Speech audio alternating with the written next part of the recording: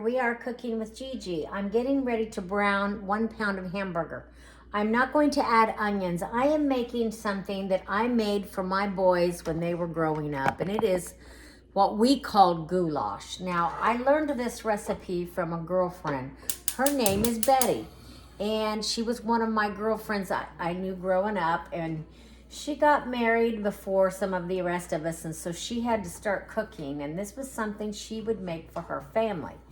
So she called it goulash, and I think there's probably a more appropriate name for it, but I'm not sure what you would call it, because goulash is usually made almost like a chili, I think, with some macaroni in it. This has noodles, like white noodles, and it has a Velveeta cheesy consistency to it. So I'm going to go ahead and brown the hamburger. Maybe you can help me come up with a new name for this. So I will be back in just a minute. I have went ahead and cut up some Velveeta over here. I'm going to make it into smaller chunks. You will need a small, it looks like this is like an 8-ounce can of tomato sauce, and then 2 cans of this cream of mushroom soup. Now, I've kind of gone back and forth with that. Sometimes I use 1, sometimes I use 2. We'll see how creamy it is. And I'm going to add salt and pepper and some possibly onion powder, since Chad won't eat onions.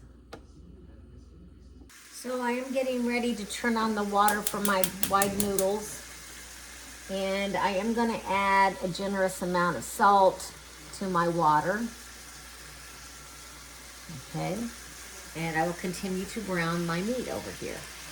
As you can see, my hamburger is pretty much almost all browned. I am going to get some of that extra grease out of here. I don't want it to be a really greasy dish. And I do have my water turned on. Cheese and soups are all ready to go. I'm just waiting to get just a little bit more brownness on my hamburger. So now I'm going in with 1 can of my cream of mushroom soup. You know, there's a lot of different things you could do to this too to make it really yummy, but I'm trying to make it taste just like it did when my sons were young, because Chad loved it just the way it was. He doesn't want it to be any different. So I'm trying to copy that.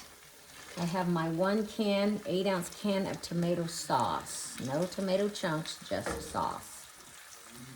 Sometimes Betty would just serve this from the stove right here in the skillet, cook it all up, put the noodles in here, mix it together. But she would also bake it, and she would add a can of mushrooms to it. Now, Chad is not into mushrooms, even though it has mushroom soup in it. He's kind of been okay with the fact, as long as he can't really see a big mushroom, he's okay. So I'm going to add a little bit of, like a half a teaspoon of some onion powder for a little bit of flavoring. And I think I will add about a half a teaspoon of some salt. I want to double check it later and see. And a half a teaspoon of pepper. I know you usually add more salt, but I'm just going to be careful not to get it too salty. Okay, because it's got that Velveeta cheese in there. Now, I do have my Velveeta cheese all chunked up, so I'm just going to go ahead and put that in there so that it can start melting in. This was about 1/3 of one of the large Velveetas, and we'll see how I think that is, if it's enough. I've turned the skillet down a little, I didn't want to burn my hamburger, and it was getting pretty brown. I will turn it back up a little, not quite to medium. And I'm waiting on my water to boil for my noodles.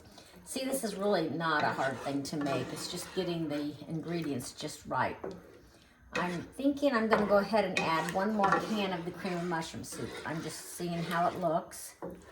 I think I might need it. I may not put it all in. I did decide to add a little more of the Velveeta cheese. Now, if I was making this just for me, I think I would add some shredded cheddar to this. But I think that would change the taste quite a bit. So I'm going to stick to the original recipe. And I think that my water's starting to boil, so now I can be adding my noodles to the water. It's in a 12-ounce bag of noodles. Everything's pretty much ready for me to put it together. I need to drain my noodles. My sauce is ready. Okay, I have my noodles added to my sauce. All I'm gonna do is give it a good stir, put a lid on it, keep it warm until Chad gets here. This is kind of his belated Valentine's meal because this is one of the things he loves. For instance, on his birthday, sometimes he'll ask me for this because instead of buying gifts at this age, they're pretty much grown up. They have everything they want and need, and they've always told me that, Mom, we don't need anything. Just, you know, be a good mom. And so I try to do that. And one of the ways I show my love is with my cooking. So I'm gonna get a lid on this and keep it warm. I am getting ready to put some garlic bread in the oven. So I just took some frozen garlic bread and I added some parsley flakes, dried parsley, and some paprika. It reminds me of this restaurant here in town. That's kind of how they make theirs. I think it's yummy. I'm gonna put that in my air fryer for about 4 to 6 minutes, however long it takes for both sides to get brown.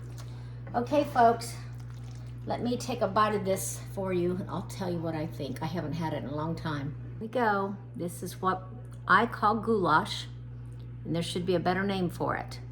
It's almost like a homemade hamburger helper. Chad does love hamburger helper. So I'm gonna go ahead and bring this down just a little so you can see I'm tasting it, what my thoughts are. Like I said, it's been a long time.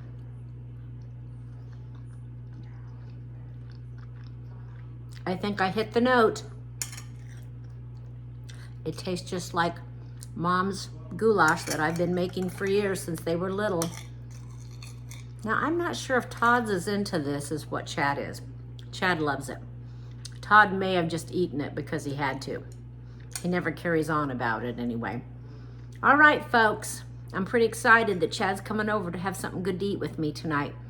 If you like this recipe, give me a thumbs up and please subscribe.